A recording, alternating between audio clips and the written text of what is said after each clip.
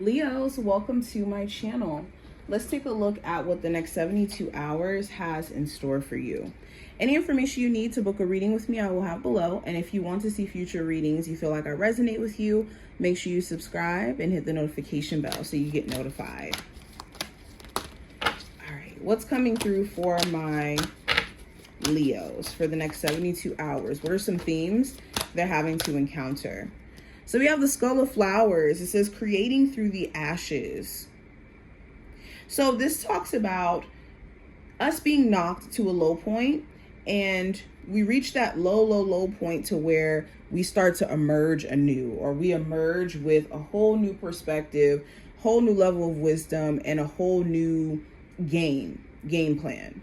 So I think that you guys have, had some crazy events take place over the last couple of months or so where it could have brought you to a low point. But now, Leos, you're back. And it's beautiful how the flowers are growing outside of the skull's head. It's like your wisdom that you've encountered is making you grow in perspective, making you grow in like I said, wisdom.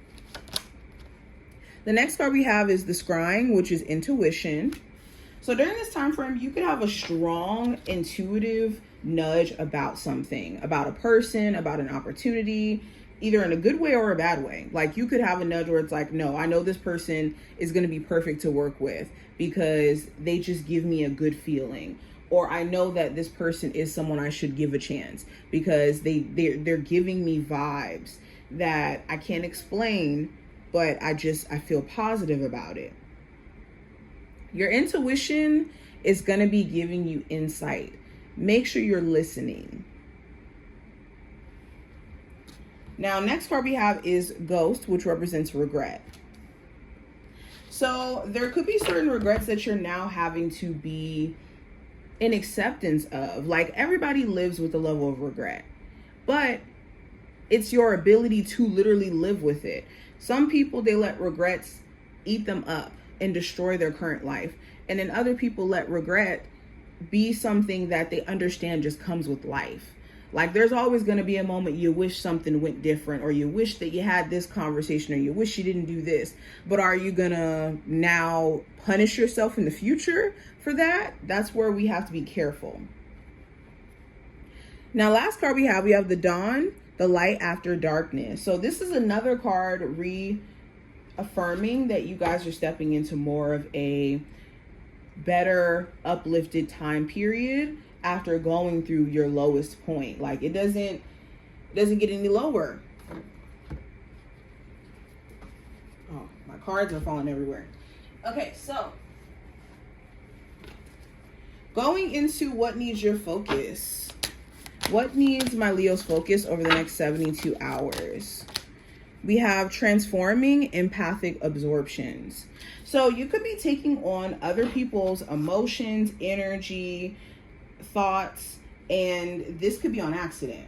Especially if you're a very empathic person, this could happen where you're, let's say, being empathetic to a friend and hearing what they're going through and giving them advice. And because they're going through these issues, it could start to affect you if you don't know how to compartmentalize, or you don't know how to remove your emotions out of the equation.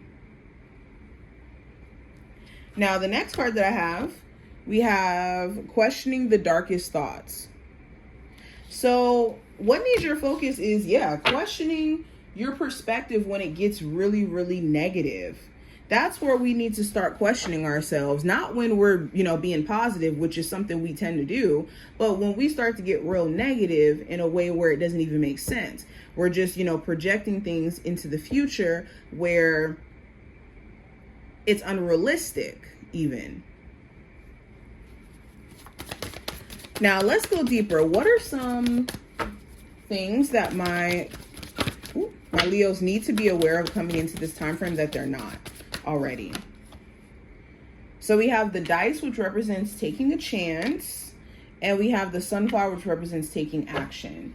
So both of these cards, what you're unaware of is you're purposely being pushed into a time period where you have to act.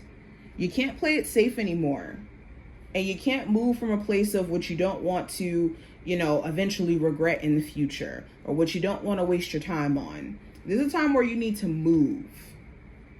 So anything that feels stagnant or based off of what you are fearful of losing, you're going to have a nudge or a push from the universe that shows you that you can't think like that anymore, or you can't operate in that energy anymore.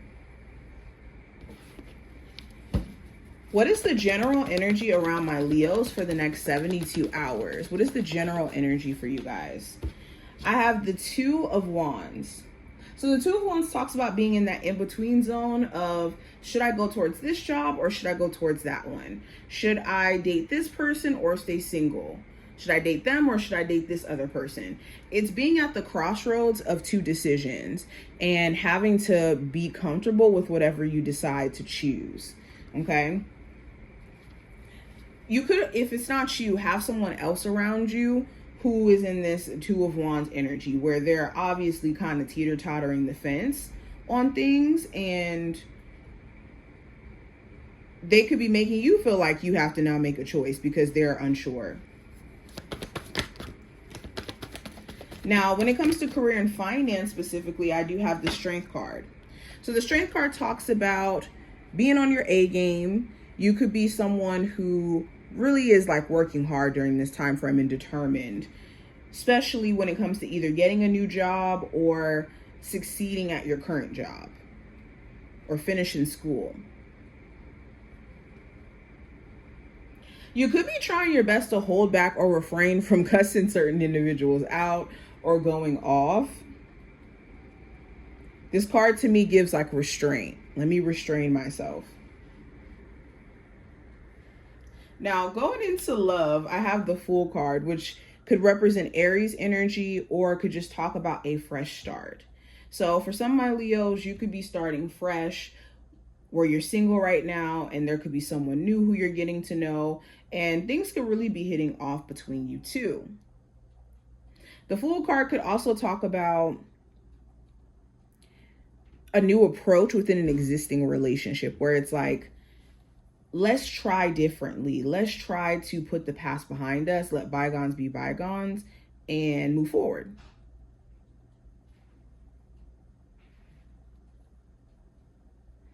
If not you, there could be someone else who's trying to approach you differently, and this could cause you to have a lot of red flags.